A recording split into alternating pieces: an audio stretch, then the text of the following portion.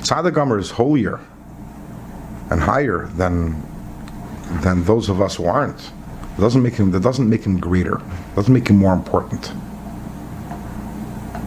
He has his function to serve in this world. We have our function to serve in this world. I don't think that we can say Hashem loves a Tzaddik Gomer more than he loves a Beinoni. It's not. Yeah, okay, he loves everyone, but I'm saying is at the end of the day, someone who does their best and does Torah, does mitzvahs, and still has to struggle. So that person is doing his job equally as. It says.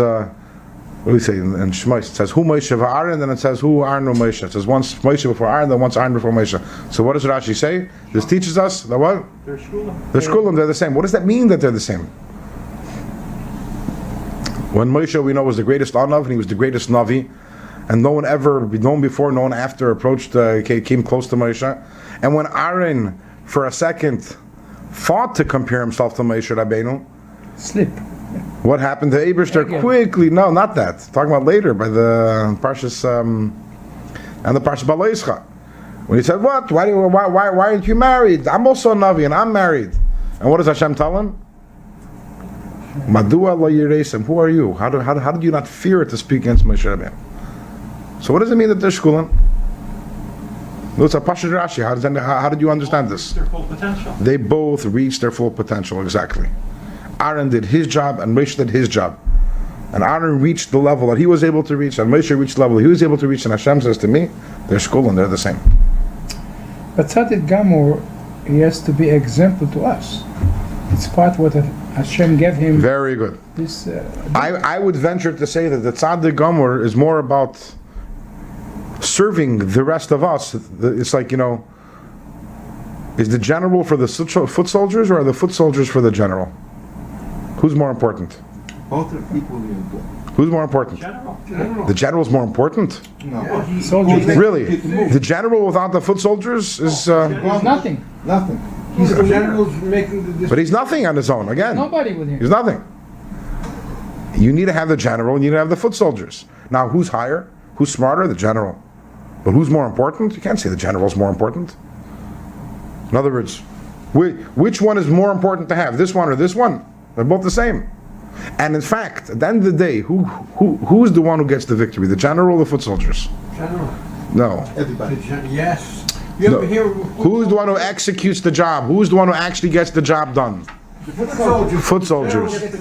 General gets the credit, but who gets the job done is the foot soldiers. The general's job is to lead and to guide and to inspire and to strategize. And you could look at this in the same way. There's the Tzaddik Gomer. His job is to lead and to guide and to strategize, meaning to say, really, what is the function of the Tzaddik Gomer? Is to serve the foot soldiers, to serve us. So who's more important? Again, the Tzaddik Gomer is much holier and much higher. There's no question, and is definitely a more enjoyable state. At the same time, there's not. What's interesting is that you have later. I'll give you a little sneak preview. In Perek Chav Zayin and Tanya, the Alter Rebbe talks about someone who's depressed that he's not a tzaddik. You have to wait till you get there. Alter Rebbe says over there, V'lachein al yipoy leiv adam alav, let not a person's heart fall within him. V'layira levavei ma'od, and let him not be very distressed. Gam im yiyakein kol yom b'macham, if even if his entire life he spent in this battle against Nefesh Hamas. But there's one word which is very interesting. He doesn't say v'layira levavei. He says v'layira levavei ma'od. He says don't be very distressed. They're not a tzaddik. But a little distressed, you're allowed to be.